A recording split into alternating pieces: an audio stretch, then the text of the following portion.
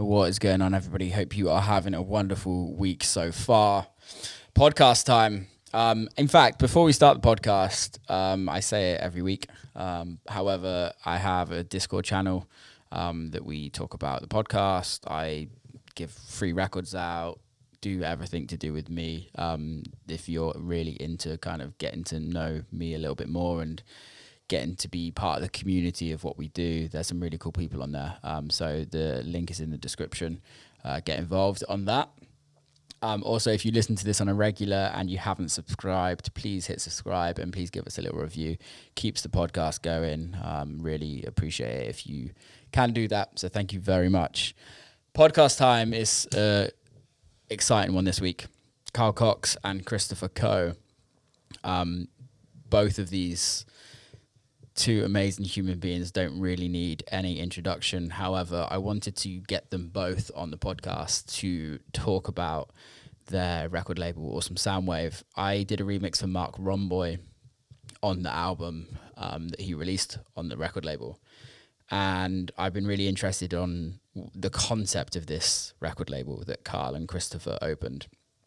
I noticed the launch of it. I think it was around COVID time, and I was really intrigued with what they're doing. And then Mark asked me to do a remix, and then more recently, Christopher just asked me to do a remix of one of his new records. I really respect both of them massively. Obviously, what Christopher has done and what Carl has done in the industry is amazing. Carl has been in techno music pretty much since day dot, and has been extremely innovative over the years. And with what Christopher's doing and the live aspect as well has been absolutely amazing. And what he's done production-wise over the years is amazing. So this conversation was really, really insightful. Really enjoyed it. So without further ado, Carl Cox and Christopher Coe. Carl Cox and Christopher Coe, what is cooking, lads? How are you? You start, Christopher, because you've had a hell of a week. I'm actually great now. I feel like a little bit more settled, but yeah, you're right. It's been a hell of a week. My traveling to Berlin from Ibiza turned out to be a 12-and-a-half-hour odyssey just to get here to play at Sisyphos, which was worth it, though, even though they lost my luggage. And I thought I had lost my modular kit forever, 10 grand's worth of gear just gone. Damn. Down the conveyor belt at some other airport. Was that Saturday? That was Saturday, yeah. Yeah. I got caught. I got caught on the same as well. Is that Lufthansa flight with the puncture? Well, no, I heard about that one. No, this was just more my own bad planning. I thought I was getting to Berlin quicker, and I booked these flights that had a fairly tight connection, and of course I didn't make the connection, and then I had to buy another flight and blah blah.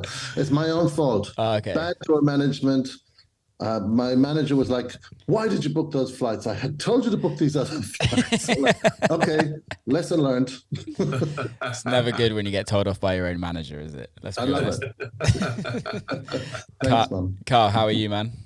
Yeah, good. I had a pretty good weekend. I was in Paris for the first time in 10 years. Wow. 10 years, man. Can you imagine that? So I played in Paris 10 years ago.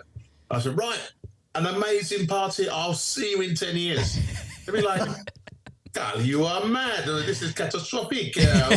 What is this? This is not good. But it happened, 10 years later. So I played at brunch in the middle of a horse racing place, a Christian Centre place. Fantastic. So basically the brunch organisers, they have the same sort of theme where they have like a lot of the area or the forestry that they use to just make it feel a little more organic than just rather than a kind of pop-up kind of like rave stage sort of thing, and just make you feel part of what's around you. And amazing, sell out 10,000 people, young ones, the next generation going in, good energy. Myself was playing, Joseph Caparati, Ida Egerberg, Chilina Manahutu. Wonderful lineup, good local DJs, great music from house to techno music, fantastic. It was really great. And then I went from there to Larnaca, to Cyprus, of which I played a year ago, a place called BNX Festival for the first time. And yeah, Cyprus, who knew? There's ravers going to Cyprus. But you know what? Cyprus actually is a place where a lot of the English contingent go, to enjoy the weather there and the economy and everything. But I actually was there for a watch company in which I am involved in, been an ambassador for the last 5 years, called Zenith. And they had a shop opening there at their new casino, which they've opened there in Cyprus, which is incredible. Where they've literally taken the whole kind of hotel kind of ideal of a casino from Vegas and just went kaboom, and plonked it in the middle of this place miles away from Larnaca. It's like Vegas. It's just incredible what they've done there. I mean, they've spent fortunes on it. Yeah. But it's really nice, if you go there, it's a one-stop shop, spa, swimming pool, food, everything. It's lovely. So I managed to do an opening of one of their new stores there, which I don't really do that much of. You cut the ribbon, of the new store. Amazing. And away you go. So it had nothing to do with the music industry whatsoever. It's completely different. But I did actually play there for their clients and everything. Small crowd, about 200 people, house music all day long. And it's nice. It was a good thing to do. Just so far, I didn't realise, once you get to Larnaca, to get back to England, it's 5 hours. Is it really? To get back, yeah. 5 hours on a domestic British Airways flight. My ass was killing me by the time I got back. Stupid ass chairs. It was 5 hours. But, it was not even like a big-ish plane. It was like the one that you take from London to Scotland. Also, the British Airways business class is hilarious because they just take out the middle seat. They don't take out the middle seat. They just fill it up with a tray and act like the rest of it is business class. You're like, okay, guys, great. Yeah, and if you're paying a premium as well, you're like, guys, come on, is that it? Oh my God. Anyway, I know it's not a third world problem, but at the end of the day, we do a lot of flying. It's the only way that we can get around to do what we do. But yeah, 5 hours is long enough to be on a plane like that, and I really felt that. I got back home like, where are you guys both based now? Because I know you. Sydney. Yeah, I'm in Brighton. I'm in the South Coast. Oh, really? So are you not in Australia at all now? No, not at the moment. We won't be getting back there until end of October, November. And do you split your time up? Yeah, so I normally leave Australia around about April, May. Yeah. And then I'm in Europe and everywhere else from May all the way through until October. So my cycle of life is basically, as soon as it gets too cold here, I'm off. So around about October, November, Australia. And the same when I'm in Australia. Are you the same, Christopher? Yeah. Sorry, there's this ongoing tintinnabulation just outside the doors of the flat where I am in Berlin. So we can't hear it. It's fine. Okay, cool. Yeah, we're good. I like to use the word. It's not often you get to use the word tintinnabulation. So I can't say I've ever heard it. It means the ringing of bells. Oh. Yeah, there's a church just there. Oh wow. Anyway, yeah, I'm based in Melbourne too. I've been there 30 odd years. And Carl, you've been there what, 15 or so? 15 22. 22. 22 years I've been in that house. Yeah, but I bought it in 2003. Oh my God! I remember when we got there. Jesus, it's that long. God. Yeah. And the studio that you see behind Carl and behind me is based in just outside of Melbourne, down the coast, near Carl's place. It's his beautiful creative space that we both work in. I have the privilege to be there. So we're based in Melbourne. I mean, that's the residence, I guess. But in the last forever for Carl, it's been halfway between here and there. And in more recent years, because we started doing the live stuff, it's also been similar for me. And to be, and particularly this year has been pretty hectic because, as you know, you will probably talk about, but the majority of Carl's shows, besides the DJing, have been hybrid live shows. So I'm on the road with Carl as his stage tech, and also doing my own shows. So it's been a amazing, incredible, hectic, crazy time since May. Yeah, I want to go into the Awesome Soundwave label and kind of both of your relationships together, and kind of how this whole live record label has come together, and live performances, and kind of semi-DJ, semi-live, modular kind of setups, and how this all kind of came apparent in touring it, really? Well, I suppose I'll start because it's not my first rodeo going out live electronically. I was signed to Perfecto Records back in 1991, 92. And while I released the second single, the first one was I Want You Forever, which was highly successful. The second one, Planet of Love, wasn't as successful, but it was the follow-up. Yeah. And I felt that it needed, because they had a vocalist on that second track, that it needed to have some sort of live element to it. So myself and a guy called Neil McLennan. Now, Neil McLennan has produced the albums for Liam Howlett for The Prodigy. Yeah. But before that, I kind of knew Neil McLennan as he was working with Guru Josh at the time, God rest his soul. And he was doing all of the drum machine programming and sequencing for him.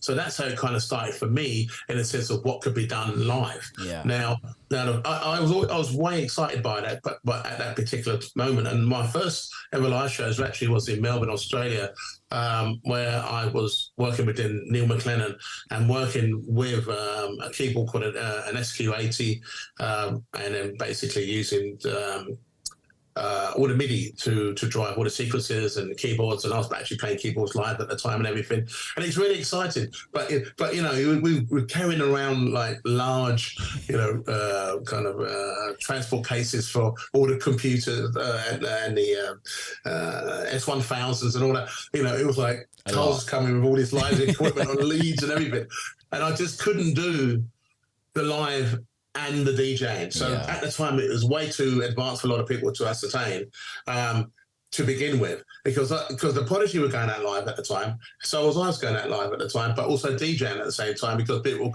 couldn't understand, my way forward of DJing and live. It was too much. It was one or the other. Yeah. So I stopped the live at that particular time and then carried on as a DJ. When was that though? What year? 92, 93. Wow. Yeah, 93. In fact, it was nearly 2 years. I was actually going out at doing, being booked to do both at the same time, but also I needed road crew and all that sort of stuff to do that. So at the time, I was like, I can't do both, so I'm going to just keep DJing, and then obviously got to this point. But then the second time I decided to do it again is where I met Christopher on my album, All Roads Leads to the Dance Floor. And on that album, I used a lot of live musicians and vocalists and songs, and Christopher, one of his songs were on the album as he came out, and we did two live shows with that album. Yeah. Because again, I felt I wanted to kind of get behind the artists, people could see that there's something going on behind all the studio sound of what I was doing and everything. And again, it was difficult because of all the artists I use and percussionists and trumpet players and all that sort of bass guitarists. It was just too much to keep together and to go out like that as a unit. And that means that I have to, stop DJing and try and do that again. And that didn't work either. So I said to myself, well, I'm not going to make any more albums. I'm done. So 2010, and after 5 album releases, this is it. I'm just going to do, remixes, and I'm just going to just make some, some club tracks, of which I had obviously a record label, Intech Records, which is still dormant, but we're looking to bring that back at some point. And 23rd Century Records, which I decided that I was only going to put out club tracks on that, which I still do now today. And then COVID hit, and we was all stuck indoors. And I was like, I've got all this equipment. What do I do? So, I might have just reacquaint myself and see what happens, And Christopher was along at that particular time as well, where we could still meet each other. Where we're in the same vein, we were building the studio, because I really built the studio just not for any real reason apart from satisfying my own self ideals of what I would like to do, without no pressure from anyone, no record label, no one telling me, oh, you need a hit record, none of that. I was just, I wake up one morning in my underpants and go, oh, there's a riff, bung it in the computer, and maybe one day I'll get to it. Yeah. This the whole idea of the studio. But this is my 4th studio that I've built in my life, and I wanted this one to be the very best that I've ever built. And Christopher really helped me to ascertain that dream of mine, and here we are. So once Christopher helped me build the studio and everything, then I think it was only right and fitting if he was really into running the studio, and then being creative like how we have been so far, by what we've done, and then here it is. It's the best place for both of us, really, not just myself, to make this work for us and creatively. So the whole the whole record label of Awesome Soundwave came about because Christopher, in his own right as an electronic recording artist, and me being inspired by what he was doing, he made this album, and the album that he came to me with, it didn't fit anything that I was doing at a particular time. Yeah. And I just felt that, with what he was doing, we could basically create a label that would suit our needs, in the sense of no pressure from anybody or anything. We could just release what we believe is something that we feel really passionate about. Yeah. Of which was, with Christopher's album, I felt that him being the first artist on Awesome Soundwave would be early fitting. Now, Awesome Soundwave wasn't built for me primarily, and it still isn't, because all the artists that we have on that we bring to the table, we support wholeheartedly because of their live performances. Yeah. So we don't sign anyone onto the label unless they can perform it live and feel really passionate about doing that, because it's okay going, okay, well, I can perform it live, or I've been doing it for years. I think I've been doing it for years, and this is a great opportunity in the platform for me to be supported by what we believe in was the best place for you if you decided to do that. So that meant you can basically play and make anything. It wasn't, You don't even have to make dance floor, just your soul, whatever you profess at the end of the day, by how you want your music to be supported by, and then you can see, especially on our output, what you can see so far, it's not about dance floor, it's about you, the person, individual, about you, the guy or the girl, it doesn't matter. And if it's something that electronically that we feel that we can get behind, and then Awesome Soundwave is a label for you. So with Christopher's passion and the way how he basically creates and curates everything around him, this was a perfect opportunity for us to be able to do something collectively and to be able to stand behind that. So when this all was going along at the particular time just before COVID hit, we would signing great acts and artists, and really getting behind people who are making not just EPs, making albums worth of music, and being able to perform that music live. And this was really exciting for me. It's a long time that I've seen collectively electronic artists that don't really get represented, but if you give them the platform and people see them, they go, wow, okay. Having another DJ is another story, but having another electronic live artist is basically something of which is something that you would experience, something that you would never have thought about. It's out there, at the end of the day, all of this is out there, but it just needs to be kind of gathered in such a way that it makes sense once you get to hear it and actually see it, and the idea and the concept of all of that. I think it's also like times have changed massively, right? From the 90s and from early noughties, when computers weren't really around to write music with, and it was more so very like hardware driven, and people had to play an instrument, people had to learn how to use a hardware sampler, and then it was like, how do we then play this live? And it's like, well, we just do it how we do it in the studio. So we move the studio to the stage, and we've got a show. Whereas now it's completely the opposite.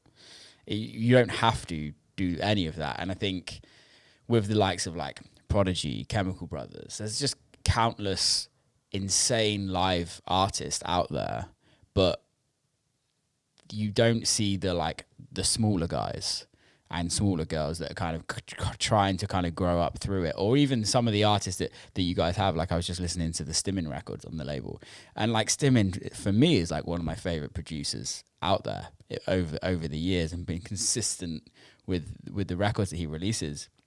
But also is like, it's hard to kind of give these people a platform in a live show, in a live, because we're so confined to the four walls of a club and a festival and other lineups of other DJs coming on. It's like, okay, you book 4 DJs and 1 live artist, and it's like, well, the live artist, it takes an hour to set up and an hour to take down. It's hard. It's a lot of work, and it's hard to as a tour. It's like, as I know you guys, or you just explained at the beginning, Christopher, like to tour live is hard. To tour DJ is easy, especially nowadays. You just rock up with your USB sticks. To tour live is Yeah, Easy. literally. And I guess this is the thing that because I noticed what you guys are doing during COVID, and you did the live show was it with Beatport that you did like a few? We actually did 4 Awesome Soundwave live streams featuring all of our artists during the period, and that's when, you know, like as Carl said, that's when he was like, right, I'm going to pick up my gear and I'm joining the band. You know, because obviously the amazing opportunity that this time gave Carl and I was the time to just be in one place, and particularly Carl, to just be in one place and spend the time to design a system, learn how to use it, to play live. You know, if that hadn't happened, Carl, I doubt that you would have had the time to sit down and figure it all out, you know. So yeah, it's a great opportunity. And then to decide to take it on the road is another big step. Last year was like putting your toes in the water. I mean, I guess I should take a step back. When we first decided to do this label, it was really Carl's inspiration. Like, as you said, all I did was I went to Ireland, climbed the mountains, and decided to make a techno album based on my experience of my home landscape and try and reinterpret it, and called it Mountains of Silence, but took all the vowels out so that it was clever. And real clever. I went to Carl with it, going, just because, you know, we're great friends, and I really wanted his opinion on the music. And that's when he was like, right, well, I mean, we both knew it's not right for Intake, but he said, right, we're going to start a label and we're putting this record out. And I was amazed. And then the next day is like, right, and because the album was I was saying, I'm going to perform this live. I've filmed all the landscapes. I'm going to be a live audio visual show. I don't know how I'm going to do it, but that's the plan. Yeah. And he said, right, we're doing this. And then the next day he said, right, and this label is only for live artists, and you're setting the benchmark. I'm like, oh, not much pressure, mate. Which I love about you, Carl. You're so encouraging in that way. And I love the fact that you place the trust in me to work with you on this. And then he's like, and besides, we're building a studio. Come on, let's do this. So it all kind of happened at the same time. And, you know, we thought of the name Awesome Soundwave because it's awesome and it's all about sound waves. And that was also the name of a Buddhist deity, Awesome Sound King. So that was inspiring. And I've always thought of Carl as the Awesome Sound King. And so, you know, it kind of came from there. Now, what's my point? The point is that, you know, fast forward to today, and in the last 6 months, we've toured. Both Carl and I have toured as live artists around the world. Thanks to Carl, I've been able to get these amazing gigs because of his support. Yeah. And also, he's been able to do these incredible, dynamic, hybrid live shows. To me, they're live shows, but I understand that they're hybrid because you're also playing some other people's music and incorporating it all in. But it's still deep, really dynamic and live, with an array of, you know, the TR8 drum machines and you know, array of equipment that we've put together. The Pulsar 23 is a great unit. There's, you know, we're just Mooks, a whole table of gear, and I don't want to focus on the struggles. I want to focus on the success, because it's been amazing to see the response from people and hear the response from people since the first time we went live. And the crowd responds in a different way, I think. And Carl, you could probably expand on this, but I think that the crowd feel, whether they realize what they're looking at is a fully live show or not, it sort of doesn't matter, because it's about the party, right? Yeah, of course. But they respond in a way that I think there's an energy that what Carl brings, and, you know, we all do when we're live, because we are so focused on trying to deliver something. You know, we're talking about not playing a record for 3 minutes and then thinking of the next one. We're talking about the next beat, you know, the next bar. So we're really focused on trying to deliver something that carries through for the dance floor in this context. And the energy that is delivered because of that as a live artist is picked up on by the crowd. There's a level of of danger.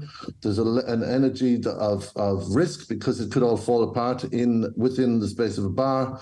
There's the crowd of feeling an energy coming from the stage that is different. Yeah. I'm not saying better or worse, but it's different, and it's a different energy, and you can feel that response. And now we've done how many shows? Quite a lot. 50 shows. Nice. 50 shows, and that energy that comes from the audience is quite astounding. And the energy that Carl puts out, of course, is astounding too, because he's now not only playing tracks but a drum machine. Yeah. 303 and the DFAM and so I think whether the crowd realizes it's live or not, I think most people now do. And the fact is, because we did 4 series of live streams during the COVID times with the camera above the gear, I think we helped to educate, I hope in a little way, to educate the world about what it is that we're doing. And because Carl's been such, you've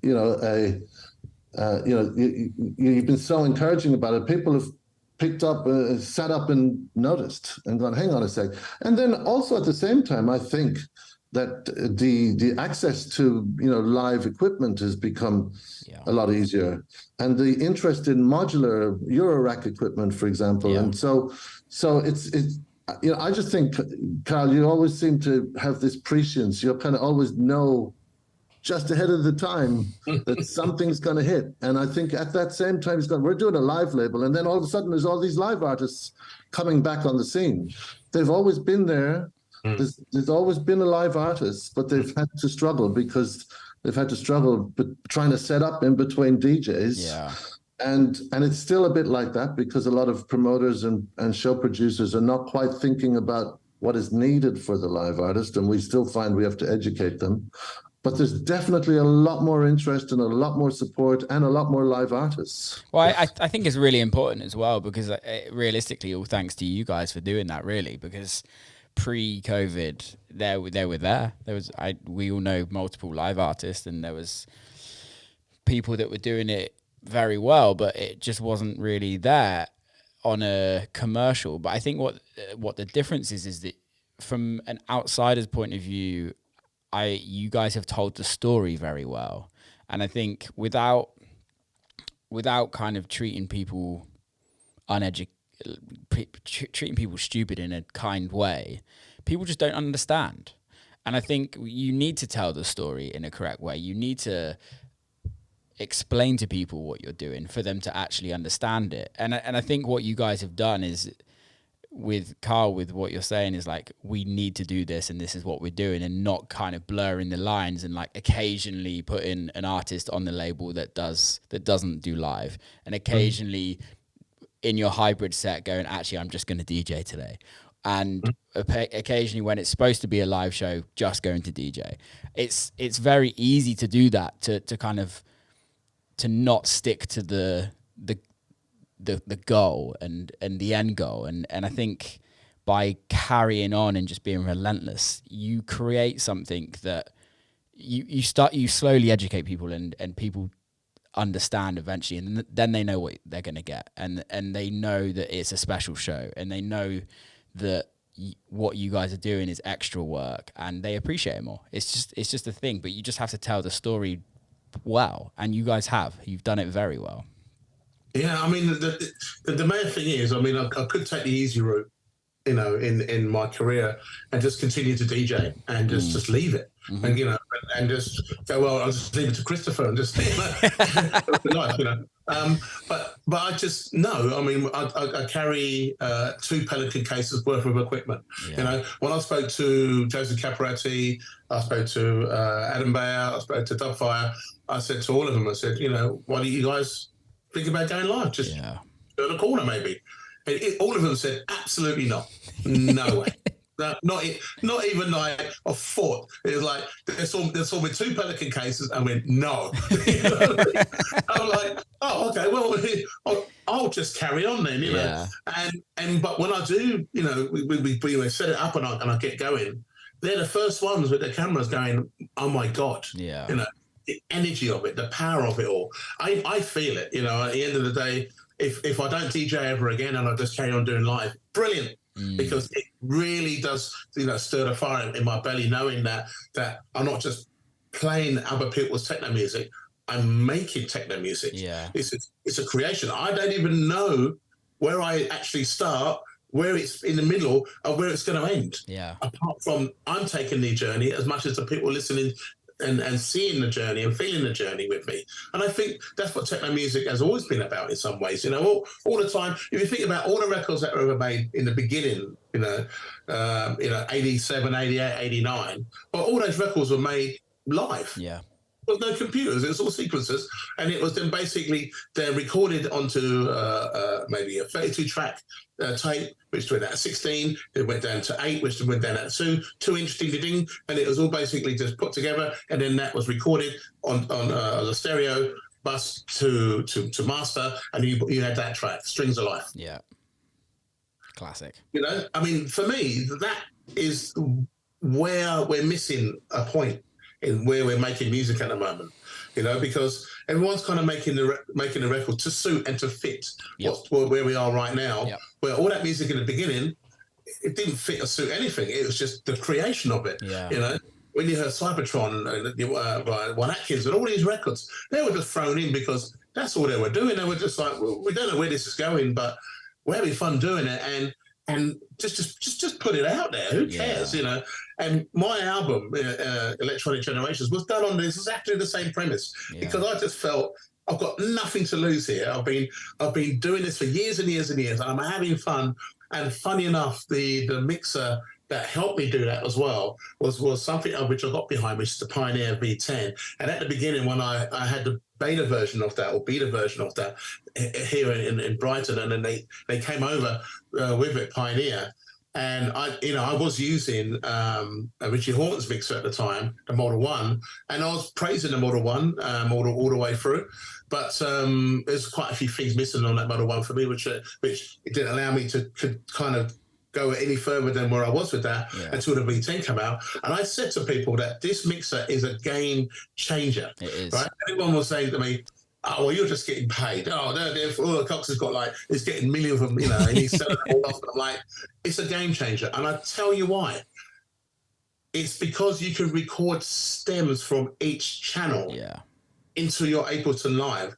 So therefore, this what you see behind me is not actually one of the mixes, but when you've got the kick drum and the bass line and you got percussion and you got your sounds and the modular, and it's all been recorded on stems. Hallelujah! Because any mistakes or anything that you did or you didn't do, it's all been recorded. And I'm just like, Richie's mixer doesn't do that. Any mixer doesn't really do that. The only mixer that does it is a Pioneer. Yeah. And the Nexus 900 does it, and the new V10 does. They're the only two. So other than that, I would have been sitting in the studio just going, all right, I'm going to make a percussion. All right, I want to make a hi-hat. Oh, yeah, I'm going to, and it just would have been generic. Where when I was just going live, I was just going, bang, bang, bang, bang, bang, just bashing everything together. And an hour later, I accidentally made an album. Yeah. Accidentally. So I just go, top tail that one, top tail this one, all stems, top tail that one. So once I had all the stems, I was just thinking, maybe I'll put them all together as a demo and see what happens, you know. We put it out, and then I ended up with a free album deal on BMG, of which 30 years ago I got signed to them by Perfecto Records. And I cannot believe that I ended up with a record deal in the pandemic, only because my approach to making music was from a live point of view. So I can't go back from live to what I was doing before, because for me it's like taking a step backwards. And also maybe I did lose an edge by trying to comply, trying to fit into what's going on, where this new album had nothing to do with any of it. You either liked it or you didn't like it. But the thing is, I love it because I can take the next step and perform it. Yeah. No, I want to go into that fit in the mold, because I think it's very easy nowadays to kind of go on a streaming platform or go on a download service platform and see, okay, here's the DJs I want to align with.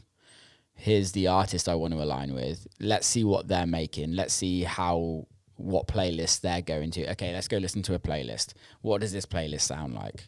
okay, I know exactly what I need to do. Looking at it as a business, realistically, it's what it is. It's not necessarily it's not looking at it in an artistic aspect. It's going, okay, what's the fastest route to get to success?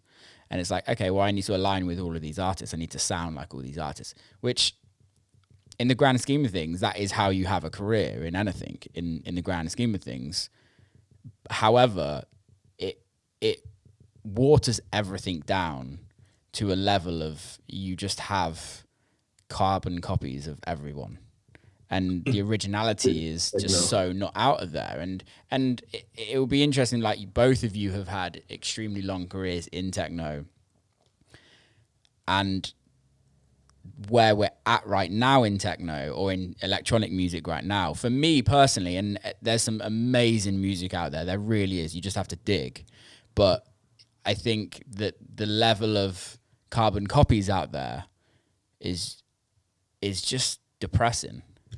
Well, I got a thing to say about this, if you don't mind me jumping in. I know the thing is, Carl has the longest experience of all of this, so I'm really looking forward to hearing what you say. But I think that you're correct in some ways, but I think also that the world now is so much more accessible, and so there is so much more out there that it is a bit harder to dig and find some of the amazing stuff that actually does exist. I must compliment you on your production, because you really do like to step outside.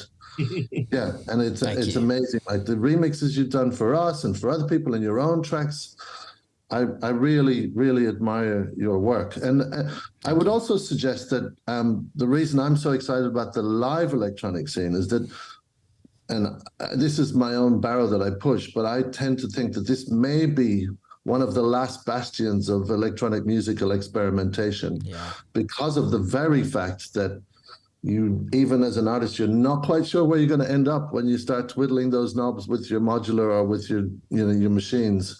And that allows for ideas to come out that you may never have thought of if you're just in the box producing a cookie cutter main floor techno track. And there's some amazing main floor techno tracks that are out of the box too.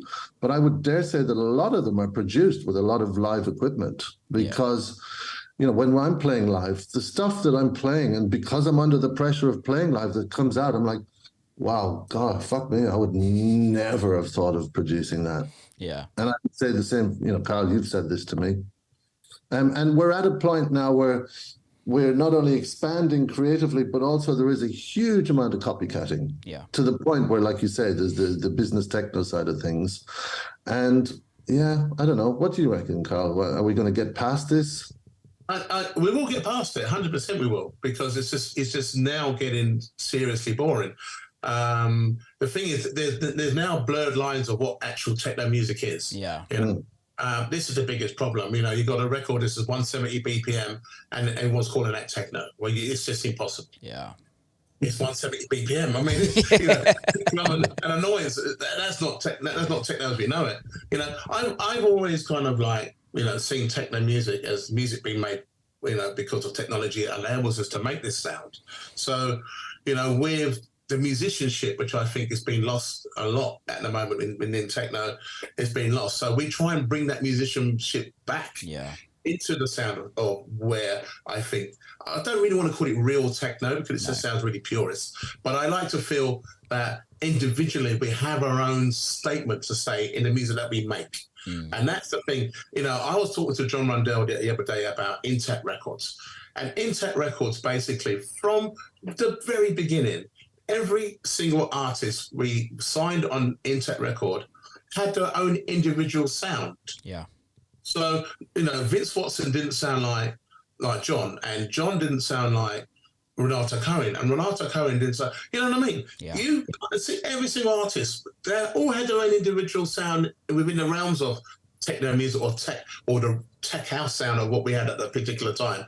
And this is what's so fantastic about what we're doing with ASW, because none of us sound the same as each other. Yeah. So we just, I suppose our story is while what we're doing is to keep kind of putting out the idea that we are all individual artists and we all have our own statement to say in what we do as a realm of electronic music, and just stick by that. And if we're the only kind of channel or funnel for this music to continue it in the future, and then maybe at some point, all of the artists that are making, the techno music of which basically has a formula, will then come back into something of which represents yourself as an individual. Yeah. Because that's the thing that's kind of missing in some ways, and also not being scared. I mean, I did a great mix between myself and Christopher, did a great mix for Deborah DeLuca. Yeah. And she understands techno. I mean, she comes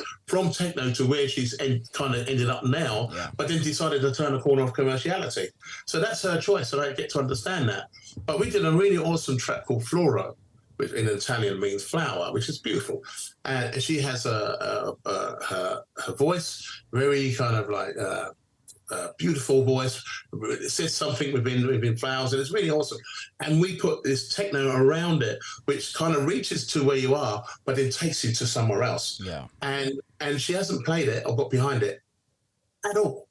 Where you would think that the reason why she hasn't really played it because she's scared of people thinking, well, maybe it's too pure, or maybe I don't understand what you're trying to say within that mix. So I end up playing it, and everyone's like, oh my god, it's brilliant. What is that? Yeah. And I'm just like, well, it's a track that we did which represents techno music, but also to give her something of some sort of substance based on what she's now known for. Yeah. Now, I mean, if you got another version of Gimme Gimme Gimme, okay, well, there's not much, and that's considered as techno.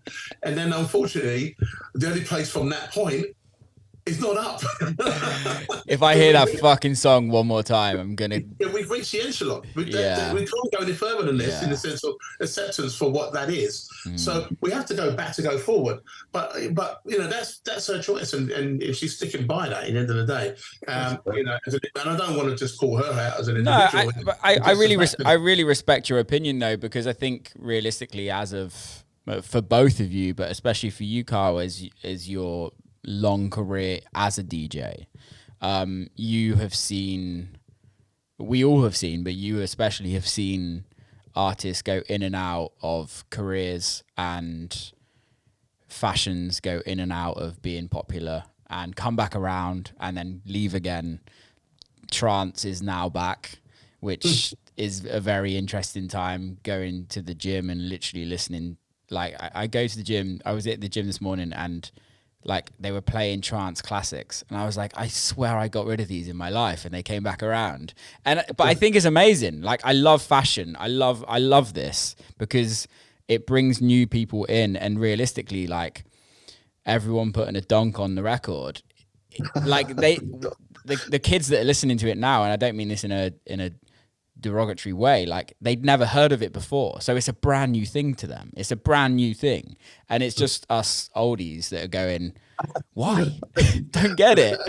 That's funny. I mean, we played in Amsterdam at Secret Project Festival recently. It was great to be able to play there, but Carl and I were both going, so how come we're on this lineup? Because the rest of the artists were hard, fast TikTok techno artists who are great in their own right. And then, I mean, so I was opening and I just played ambient for the first 20 minutes.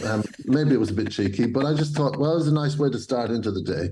And Carl, you completely smashed it, and the crowd totally understood at the end because you gave them a lesson in hardcore rave from back in the day, plus some cabaret tunes, plus some. So it was really worthwhile. But the guys in between, they're amazing in their own right, but I finished at 132 beats per minute my set, and the guy after was like, thanks man, that was amazing, and came straight in at 155. Straight in, no thank you, no lube, straight in, bend over, boom, 155.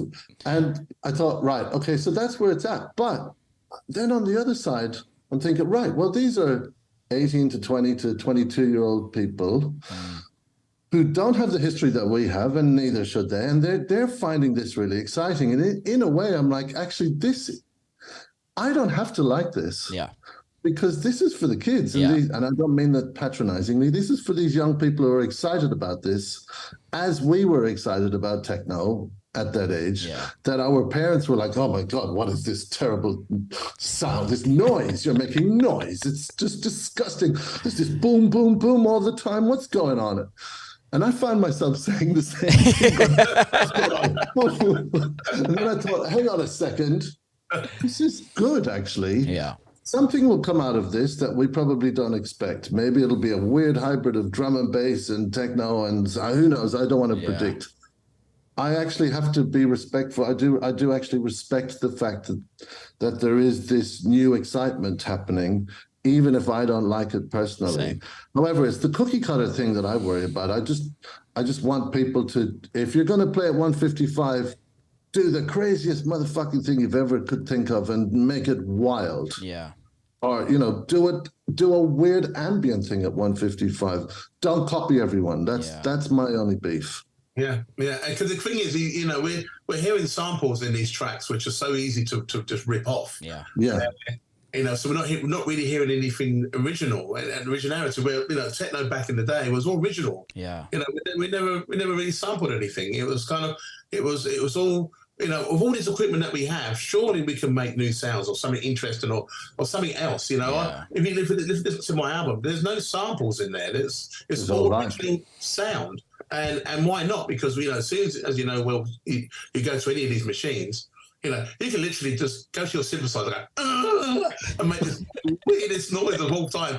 But that's at least you created that. It might be a good sound or a bad sound, but at least you created it. And we need to see more of that. I would like to see more of that for the future. And from where I'm standing, from what I'm trying to do is, I could sit here all day long and sample all the biggest, hit records and just sit there and just smash it. But I still try to push the envelope. At the end of the day, the track that I've done with Frankie Wah, or even the original track that we did from the beginning, from the keyboard that Christopher is, I think, to the right of you, the Korg, the monologue, a lot of the sounds came from that one, that one piece of kit. And it's unbelievable. The preset sounds are really amazing. But then you could kind of morph them into new sounds, which I did. And I use those in my album quite a lot, of where people go, where'd you get it from? I'm just like, well, it's created. Yeah. At the end of the day. And if you're hearing it for the first time, then you're hearing it from me. So it's me that created it. So, but it's in the machines. But all the music that you heard from before, back in the day, they're all from the machines. Yeah. So, if you listen to a lot of the kind of big, ravey, kind of business techno sounds at the moment, all come from Joey Beltram's, when he had that one sound. What the Hoover? The Hoover. It's still going on. Yeah. That sound. And you're like, oh my God. What's the sound? But like Christopher said before, if you're now just coming into it and you hear that sound, you're like, whoa. Yeah. So from 30 years ago, from when we all heard that sound, whoa, we can't this fact or the dismay of where they are right now, because I think it's where they are right now. It's an experience for them. It's just that we're like gatekeepers at the end of the day of the whole thing. We're trying to protect the purity of where I like to think we can still go, but also show people that if I've got all these machines up in front of me, they are all plugged in and they all do something, and they don't do anything unless I do something. Yeah. So, I could stand there, all these machines and stand there and just go, right, okay, well, are you ready? Because they're not going to play themselves, you know what I mean? Yeah. So I'll just go, right, here we go, bang. And I literally start off with a kick drum and then basically turn it into whatever the night ends up being. And it could be 1 hour, 2 hours, 3 hours, 4 hours show, 5 hours. Me and Christopher did back-to-back, 6-hour show, non-stop, live electronic music. Yeah. It was a phenomenal party. It was amazing. People still didn't want to go home. We didn't have not one USB in sight. We didn't have no CD players, no nothing. All machines. And people lost their minds. Yeah. So that's exciting. I lost my mind. Yeah, I lost my mind too. But it's exciting. I think the world is still waiting for us to basically still do something of which I think we can still be excited about in the future. And I still try to curate electronics live stages within the festivals. So it's not like DJ, live act, DJ. It's like live act. It's all of this. And we've been doing that. And I think more and more as we've been doing it, more and more we're getting accepted by doing it. So, we're not going anywhere. I'm definitely not going anywhere. We experimented with this in Ibiza, where we had, just live electronic artists in room in the club room, which was brilliant. At the end of the day, the crowd came in, they walked in and went like, "Where's the DJ?" I was like, "There isn't any. There's a guy called Colin Benders, and he's going to absolutely warp your mind." And that's the end of it. And that's what he did, and he warped their minds. It's fantastic. I have to do it. I could have DJs all day long, just DJing and DJing and DJing. But we're not going to turn a corner. We're just going to keep doing that. There's no evolution to that, is there? And I think this is the thing, is like if you kind of go and talking about what you were talking about earlier, like where techno started, right? It started from people just pissing about with synths, right? Realistically. And like I had DJ Bone on the podcast, and I love that guy, and the passion that he has for techno is just unbelievable. And something that he said to me, which has really like resonated about to me since he said it, was techno isn't necessarily a genre, it's a culture. And the culture has soul, and the minute you take the soul out of the culture, you don't have techno anymore. And I think that's realistically what you guys are doing, is you're allowing the soul back into the culture by allowing artists to just really be artists and really show what they can do. It doesn't matter what medium you play it, if it's a USB or if it's a sub 37 or whatever, it doesn't matter. It's still going to sound amazing, but it's how do you educate people? And Carl, you're in a very privileged situation to be able to push that forward. And I really respect that both of you are getting behind that, because it's so important. The scene needs it. It definitely does need it. Is the reason why I profess to do it. Look, I chose not to do Ibiza this year, because if I did Ibiza this year, I'll be DJing there, and DJing there. Yeah. And I'll just be along the lineup of the same lineup that's been there for the last 2 years, and everyone's happy with what's going on at the moment. But I just won't progress to anything more. Yeah. And that's a shame for me, because I've always been, as far as I'm concerned, as a progressive artist, to try and turn corners by whatever I choose to put my hand to, whether it's breakbeat, drum and bass, whether it's hard techno, whether it's house music, whether it's funk and soul, whatever I choose to do at a particular time, I always try and progress it and turn it around the corner for me to be able to continue to do what I'm doing. And with ASW, with Christopher, with all the wonderful people that I've met now through this scene, the electronic live artist scene, it's not like a underground jazz scene, you know what I mean? Where we all have these little special handshakes and stuff, and the noodling around, and these little joints in the middle of Berlin or something. I think we kind of gravitate to each other based on what we do, and as a collective, you're much stronger in numbers. Of course, it's still taken a while for people to understand it in such a great way, but I think in time, they're gonna go, right, we just want electronic live artists, because that's where the feel, the soul, the idea, the journey, the experience is from this music point of view, to basically still move things on and forward. I remember when I did my track Electronic Generations, remember that Christopher, the label wanted something a bit more defined by what I do. So 2 days, went in the studio, went ding, ding, ding, ding, ding, came back out, Electronic Generations. I was just like, normally it would have taken me a month to do that track. I just did it without even thought process. And Laurent Garnier, and he's unbelievable when it comes to music and his mind and how he feels about things. And he's French, so he can say what he likes. I don't like it. Oh, this is horrible. Catastrophe. It's horrible. Oh, this is the most amazing thing I've been. Genius. He's like, Laurent's like blows hot and cold when it comes to this.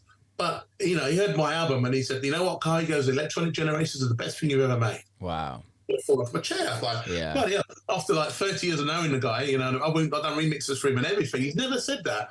And the track that I just did, and it was like, I play it and everything. I was just like, whoa, okay, I don't understand, but hey, if you like it, you enjoy it, then good.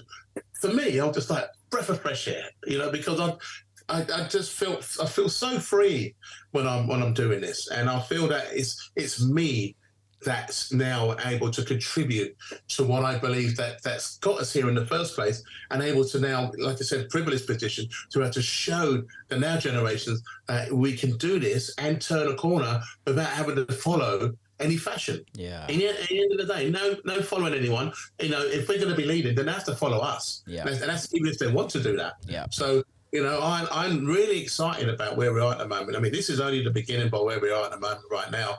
And with Christopher as well. We're waiting for Christopher's second album, by the way, you lazy git. Come on, get going. We got to get your second album out. When am I going to get the time? I'm bloody working for you. I don't care. Okay, you've got a computer, you're on the road, let's do this. All right, let's just do it. All right, I'll see you in Bulgaria. We'll do it then. But the thing is, like, he is right. And, I've actually been a little bit precious about that. The second album pressure. Let's just put it that way. First album. From the hierarchy, from the big boss of like, where is it? I mean, the thing is, you're right. And all the artists that we work with, and of course, would love to work with so many more live artists. And actually, the door is open. I just really want to push that out there because of course, with scheduling and it's hard to find room and time to get everybody's record out. But the door is open because we want to hear from and see and work with live artists and more female live artists, because there are a lot and they're really, really talented. And I want to get that message across. Don't be worried about the fact that there's two old geezers running a label. Yeah. We really want to encourage younger live artists and female artists to come on board and work with us. There's a great female artist who works with us, Anon Bast, truly talented improvisational live artist who recreates her tunes entirely live and is an incredibly brilliant woman and talented artist. And I guess the point is that, as you said, Carl, every artist that we work with has their own sound. Stimming's album is coming out at the end of this month. He's done it entirely live. He decided not to actually, the way you did your album, to just play and create the tracks by playing. Robert Babbage's album that we released last year, he's a true doyen of playing live. He's one of the gods of live. He only does that. He doesn't know what DJing is.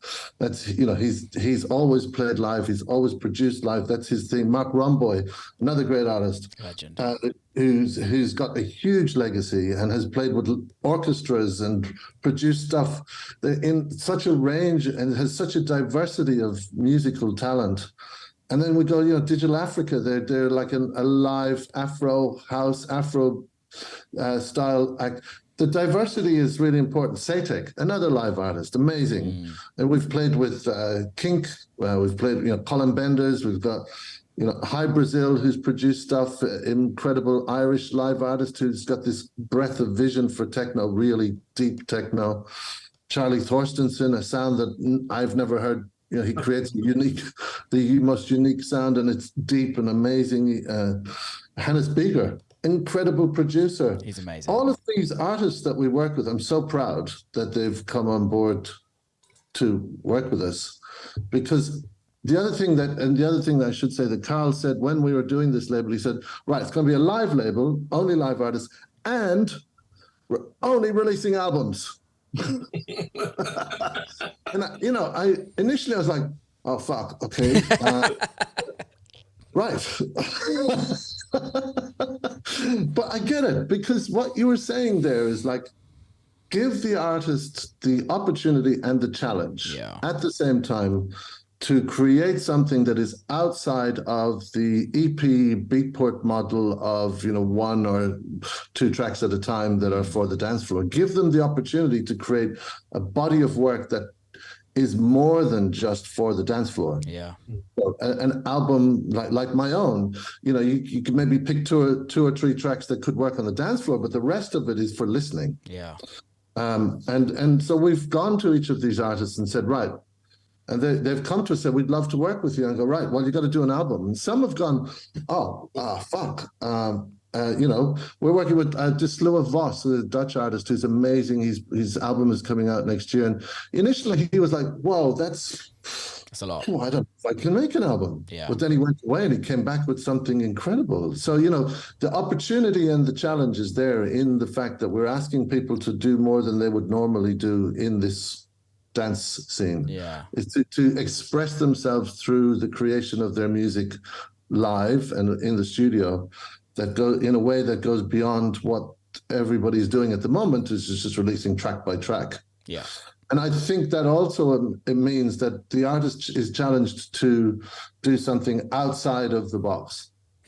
I think also, yeah, no, I totally agree, and I also I'd like to get your opinion on longevity as well. For both of you have had very long careers in this industry, but I think for me, as somebody that's not been in the industry as long, and the people that I look up to in the industry are all album artists. They've all made albums at some point in their career and still making albums. And whether that's every year, whether that's every 2 years, or whether that's every 5 or 10 years, they've all had this part in their career where an album has dropped, and that is that kind of moment in time for that artist, that is who they are.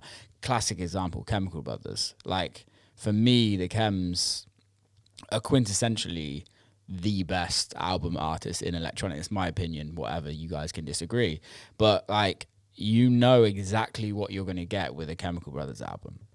And I think for me, that creates a longevity for an artist. And it's not about your hit record. It's not about kind of how many views you get on TikTok or anything like that. It's like, this really holds tight to being an artist and placing your mark on the industry for the rest of your life. Yeah, I mean, if you think about my album, and it being my 5th album as well, if you go back to the first album, at the end of the cliche, at the end of the day, there's so much scope in that realm of music. I remember we had Kink over to our studio for 1 year, and he said that his whole music was inspired by my first album. Wow. It could have knocked me over with a feather. I mean, I was like, and I'm like, Kink is like unbelievable. Yeah. But, you know, he's sitting there with my album, he's going this track and this track and this track. I'm just thinking, oh my God, I actually did reach out to a lot of people with that first album. But I've always felt that I've had more to give than just a single basis of me being a DJ and just offering that. And, you know, I think that one of the reasons why there's so much longevity, because you can always go back to that album and go, well, actually, I didn't know. I didn't remember that record. I've forgotten that Carl had done, but it still holds water today in where it is. But even though it was created, you know, nearly 28 years ago, 25 years ago. So I'm just like, oh my God, you know, it's I think you to have to be in the industry for so long, you have to have history of making music that represents who you actually are. Yeah, you know. And you know, I mean, I come from the school of you know, glam rock and listen to rock and roll and in the 80s, you know, the new romantics and punk and all. It's all around me, and I get it all. You know, Sham 69 and the Clash, Rock the Casbah and everything. You know, all these little things are all in my head, and they all come out in my music in some ways. You know, little riffs from places of which Metal Guru is a Judah. I wouldn't say that now, but you know, in there, you know, the lines of that is something of which all comes out in some ways as an experience of what I've been exposed to. Yeah. So it's, I think, and now that I've been pushing into my music even from now to the future, it's there. It's, if you listen to Electronic Generations, you know, there's certain elements and parts of the music you're hearing in there comes from that, but then I kind of deliver it in an absolutely another way. But also a lot of people, when they heard the album, thought it's an ode to the old school, because there's a lot of acid in there and that kind of thing. But the way it's been produced and using, you know, the drum machine as upfront percussion and that kind of thing. But I kind of like the idea of that, because everyone's still going back to go forward with the initial sound. So we're still not really going anywhere. We're going forward slowly, but trying to let go of the past. But the past was so great and still is great that we can't let go of it. So it's interpreted in this way, forward. So I think because I've been in the past, you know what I mean, in the middle, and I'm still here now. 4 generations later, I think for me, I don't think it's ever going to stop. There's been points where I'm just thinking, I've had enough, I'm done, no more music, I'm over it. I don't want to do any more touring. And I do a party or release a record or hear something. I mean, even Christopher the other day was like, did you do a record with Kevin Saunderson called Say Something? I'm like, yeah. And I said, but I did that like 25 years ago. He said, well, they've only just released it on Spotify. I'm like, what are you talking about? And I like, went on there, Say Something, and it's like a down-tempo soul record. Wow. I completely forgot about it. I was like, and I found it and I was like, oh yeah, that's like really funky. But it's got the elements of me in it with the soul of Kevin and the song itself. It's just wonderful to be able to come back on something that I've already done and to move that forward. And if Christopher, basically, I mean, obviously with the Metals and other artists that you worked with over the time, again, your journey continues to be so based on your history. Well, I mean, I've played live since forever. I used to run a night in Melbourne where a club night, a techno, underground techno night, it was literally in a basement. It fit 100 people. It had a huge sound system, and we just banged it. And every week, and we always had live acts.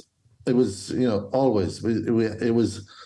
That was a priority for us. So I've been doing it for a long time, and I've been inspired by Tekra, Aphex Twin. You go right back and they still are quite innovative if you think about it, because they're just making crazy shit with gear or weird software or like Tekra. I went to see them recently. Actually not see is not the right word, because actually they turn all the lights off and in the room, and you just have to listen to the sound system, and they just make it live. I think we are drawing from the past in so many ways, because of course that's our inspiration. We've been through this scene for a long time. We've had a lot of experiences from, like one of my first DJing gigs was at Trezor in 1994. Carl was already a superstar by then, so he's had a million more experiences before that, So we're old guys, but still, I would like to think on the edge of what this is. I would like to think that, but I still am so inspired by so much stuff from the past and inspired by the new technology. So I think now we're at a point where we've got all this history of experimentation in electronic music. It's now 40 years, let's say, or beyond, more. Like Kraftwerk were earlier. That we could go right back to those early days. We could even go right back to Pierre Boulez and Musique Concrète and all that amazing stuff. And now we're at a point where I really want to be surprised and amazed by stuff. Yeah. And there are times when I am. And most often it's when it's a live artist that's done something, and I think that's because of the nature of what they're trying to do, and I want also personally as an artist to push the boundaries for myself, to try and create something that maybe scares me a bit, or challenges me, artistically speaking. I think that as an artist, I think that's the most important thing to do, to try and express your vision of the world through your art in a way that sometimes may even shock you. I mean, I remember, Carl, when we were recording your live sets and we were doing it together in the studio, there was no idea that you were making an album. We were just jamming away and doing stuff and like, let's try this modular thing and try and plug that in and let's see what that does. And there was lots of fun. And you were staying up all night. We were like a couple of 20-year-olds. Carl was texting me at 4 a.m. Guess what I just did? Yeah. We were like, fuck, yeah, that's awesome. And we recorded loads and loads of stuff. And I think that's super important though, isn't it? And I think from an outsider's point of view, and especially having this conversation with you guys, it feels like you're excited about it. And it's like, for two guys that have been in the industry for as long as you guys, like even myself, I've been touring full time for 10 years. I've been DJing for over 15 years. But even I can sometimes get jaded and sometimes be like, what's new? Like, what's this for? What are we doing? What am I doing this for? And like, I think we have to set goals for ourselves to innovate and to grow as artists. And for me, like, I'm working on a project at the moment, and it's been the most fun time that I've written in the studio ever that I can remember, even from the first time I got into the studio. And it sounds like you guys are in that process of like, we're just having fun. Yeah, 100%. You know, it's you know, when the my live equipment is all set up, and you know, you have the anticipation of what's going to happen next. Because when you're DJing, you know what's going to happen because you have all the music that you have it in your mind of what you're going to start with, where you're going to end up with, and that kind of. With this, I have no clue because it's all in the machines, and I've got to get it out of the machines. And that's the thing about it. And you can feel that the crowd's in anticipation because they come to hear something, you know, hybrid set. What's this? So what's Carl going to do now? Is it going to fall on its ass? Is it going to be the most amazing thing I've ever heard? What's happening? What's going on? Is it a hologram? I mean, yeah, you know, when I went to all the early rave parties, I had no clue what DJ was playing. I had no clue what music was being played. All I knew is that there was a whole bunch of people, some lasers, some good sound system, and we're going to have a great time. And you know, I was blown away by, you know, some of the music that I heard at that time, which was, you know, then I got inspired by, which I made myself and that sort of stuff. Incredible. So I really was, you know, when it came to rave for rave's sake, I was swamming it all. Yeah. But in the same time, techno music was always the thing. Yeah. You know, if it was rave music, I'll play rave breakbeat with techno music, and I would chop that tree down all the time, and I would try to go more to techno to rave. Yeah. And eventually I made the choice to go techno over rave, because for me, rave music at a particular time, it had played itself out, and then all you're left with for me was techno music.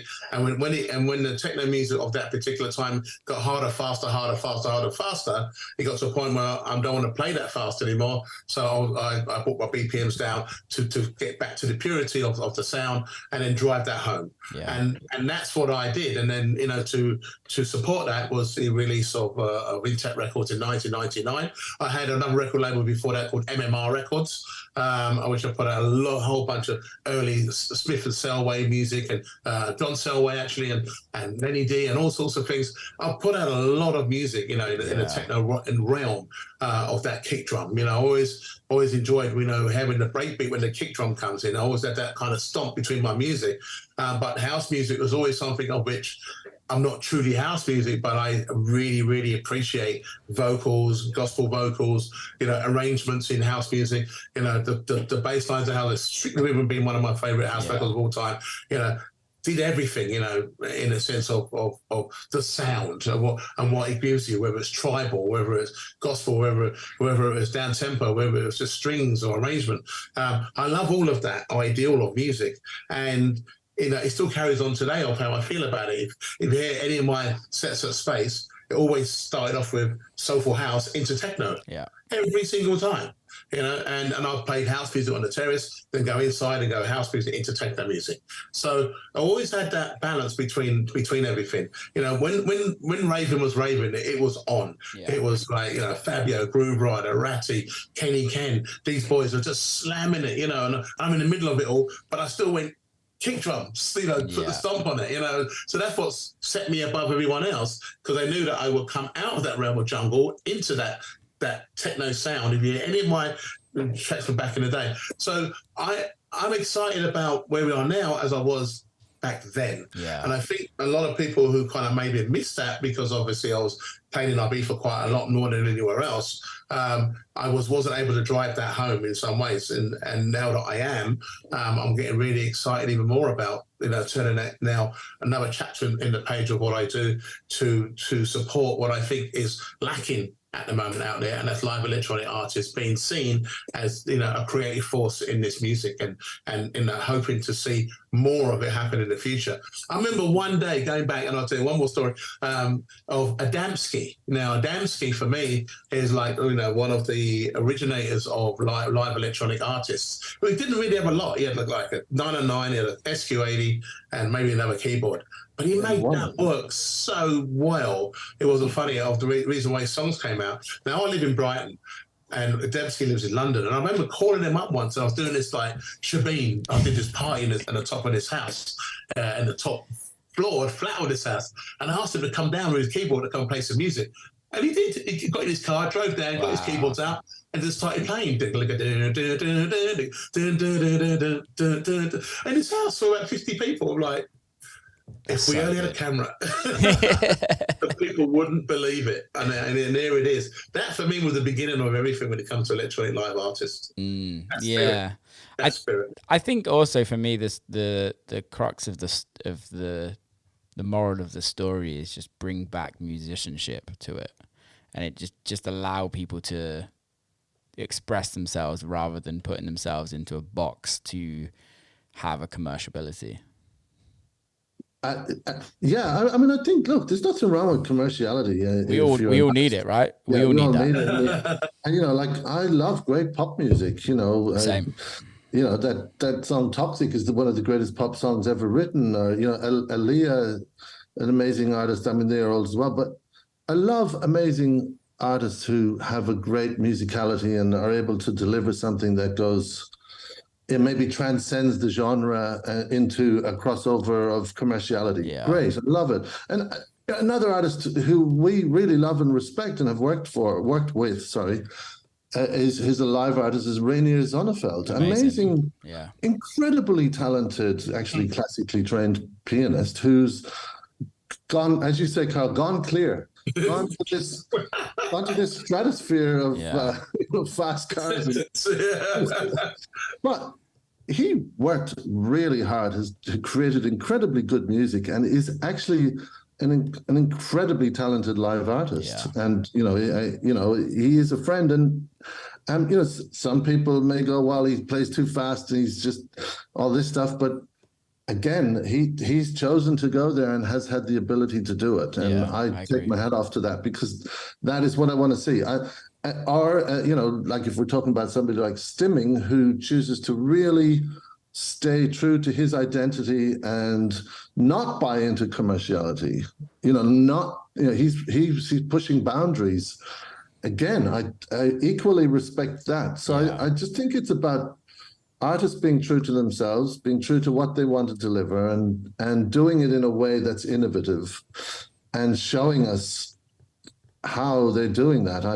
I'm truly inspired by that. I'm equally inspired by Rainier as I am by Stimming. Obviously, Carl is the great ambassador from the very beginning of this scene. I mean, you know, Carl, you've been there since the start of Acid House. You've been there since, you know, the Flintstones. You know,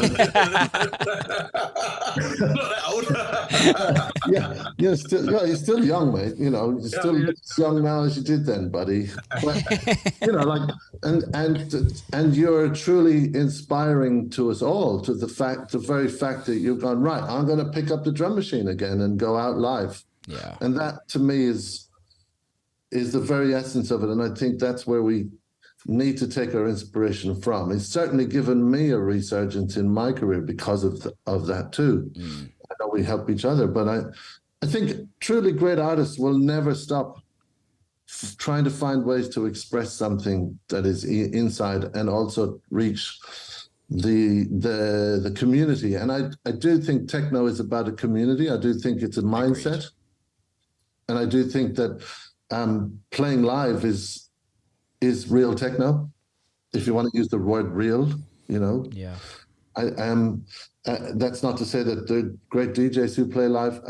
I do think that Laurent Garnier is one of the true great connoisseurs. And you remember that time he sent me an email going, "I love your album. It's amazing." And I texted Carl going, "Well, life goals achieved." Done. Tipped off. But, you know, there's such a huge history now. Yeah. There's so much to draw from. And there's actually still so much more to do. Yeah, I agree. And I think on that note, we should wrap this up, because I know we could talk about this all day long, but I think it's just been an amazing conversation to have both of you on here, and both of you championing something that you truly believe in, and also sticking by your guns is so important to see it, especially for younger artists like myself that is still working it out and kind of doing our things, and having you guys kind of push new things it's really important to me as well. So I really appreciate that, and also thank you.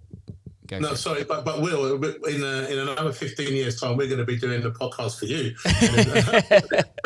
your long career in techno and house music. I'd love that, man. Definitely, I'll hold you to that.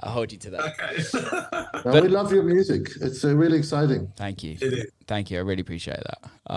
Yeah, guys, thank you so much for coming on. How can people get involved in the label and kind of send you music to kind of be part of the crew? Well, I mean, it's a hard one because, I don't want to be totally inundated and not be able to get back to people, or to deliver on, make promises that we can't deliver. Of course. But really, Instagram, I'm all over it. Just know that we only sign artists who are playing live. Love it. That is the criteria. You're playing live. You don't have to be fully experienced, but you're playing live. Love it. And doing interesting stuff. And maybe Insta's good. I don't really look at Facebook. Carl's very busy with his stuff. So I think that's a good way to do it. Get through come at us through Insta, email Christopher@awesomesoundwave.com. Though I'm very slow with emails, so wait.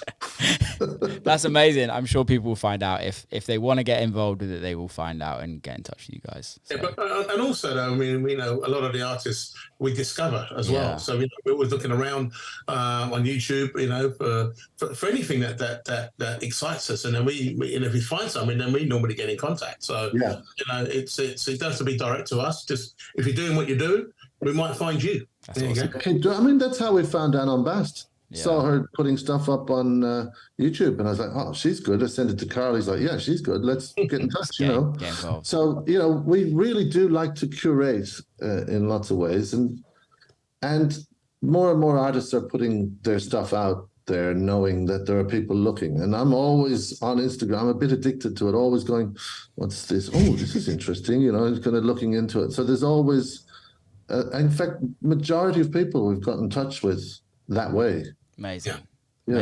That's great. Lads, thank you very much. Keep safe travels. Keep doing what you're doing.